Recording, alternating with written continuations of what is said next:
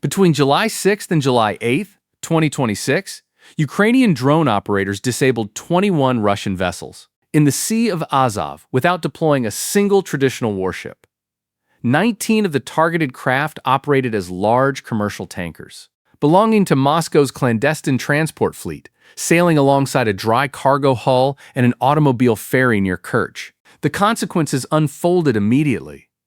This sudden naval destruction raises an immediate tactical question about how an entire logistics contingent became completely defenseless overnight. Solving this mystery reveals how a newly established military branch executed a logistical lockdown designed to physically isolate occupied territories, cutting off key resources.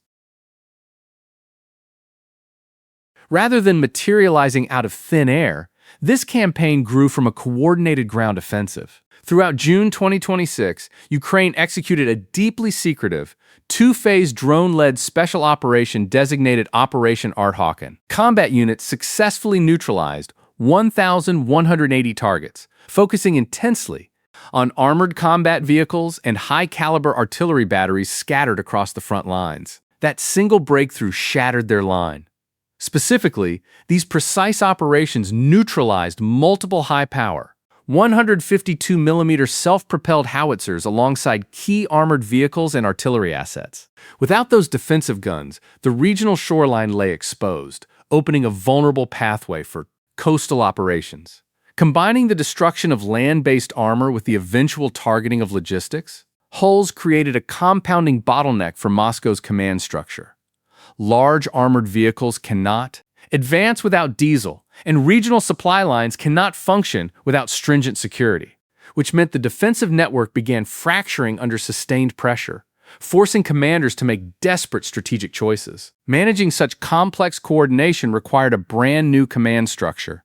In December 2025, Ukraine formally established the Deep Strike Center under the newly formed Unmanned Systems Forces to orchestrate long-range operations. By combining cyber intelligence experts who trace Russian communications, aerial swarm coordinators directing simultaneous flights, and seaborne saboteurs into a single unified cell, planners could override traditional radar arrays across multiple occupied zones. Acting as the brain of the division, this hub bridges the gap between raw field intelligence and kinetic execution. So instead of launching hardware blindly at random coordinates, these analysts integrated real-time satellite imagery with data harvested from compromised Russian communications networks. This fusion pinpointed critical petroleum shipments. Precise target selection maximized operational disruption while minimizing the number of robotic craft needed for each wave, proving that absolute efficiency remained key in these high-stakes engagements. Before the first naval strike launched, the Strategic Command initiated a systemic campaign to blind the region's defensive perimeter, operating between July 1st and July 8th, 2026. Under the codename Operation Crimean Switch-Off, remote operators disabled 50 critical energy facilities during an intensive 8-day blitz. The primary blow targeted the main receiving station of the 14.5-kilometer power line connecting the Krasnodar region directly across the strait to the occupied peninsula. The flow of power stopped. Severing this electrical artery instantly plunged main defense installations into darkness. Early warning radar installations, surface-to-air missile batteries, and electronic warfare jamming systems require steady, high-voltage electricity to secure local airspace. When the electrical network collapsed, these automated defense shields went dark, creating a temporary security vacuum that Ukrainian planners immediately exploited to launch further operations. Commander Robert Brovdy publicly highlighted the psychological impact of this blackout, noting on social media that viewing state propaganda becomes technically impossible when the electricity grid stops functioning. This defensive blackout left the shipping corridors dangerously vulnerable. For several months, Kremlin commanders had treated the Sea of Azov as a secure sanctuary. Warships belonging to the Black Sea Fleet had largely abandoned these shallow, contested waters to avoid long-range cruise missile strikes, leaving a dense concentration of commercial tankers clustered in Taganrog Bay. Measuring approximately 140 meters in length, they boast a cargo capacity of 7,000 metric tons. Such cargo made them exceptionally volatile. Moscow relied deeply on this unregulated fleet to bypass international trade sanctions, exporting raw, crude, and refined petroleum products without triggering global tracking protocols. But satellite tracking unmasked their routes. Planners assumed the enclosed geography, and the strictly guarded Kerch Strait would deter modern waterborne incursions. That strategic calculus dissolved forever once Ukrainian engineering teams customized their remote-controlled naval strike crafts to successfully navigate shallow, closely monitored coastal waters. Penetrating these barriers required sophisticated technology. The primary naval weapon utilized for these shallow water incursions involves an upgraded sea-going platform acting as a mobile mothership that deploys smaller payloads directly. These larger surface vessels carry and launch up to 8 smaller FPV drone strike units once they navigate close to their coordinates.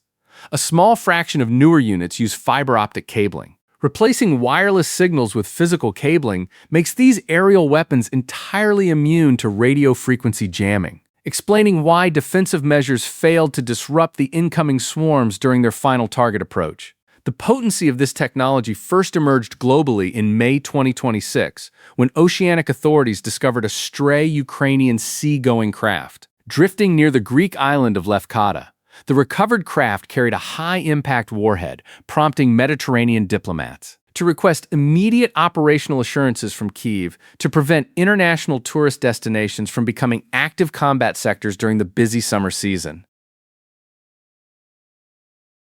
Under the cover of deep darkness on July 7th, the assault intensified dramatically as operators targeted 10 additional ships within the enclosed Sea of Azov. The resulting wave disabled 8 petroleum-carrying vessels, 1 dry cargo transport, and the primary Kerch transport ferry that handled overland large military supply transfers. Because the strike weapons emitted no trackable radio signals, local air defense teams could not acquire targets, forcing harbor officials to scramble as burning hulls drifted across active commercial shipping channels. The scale of the destruction shocked regional observers.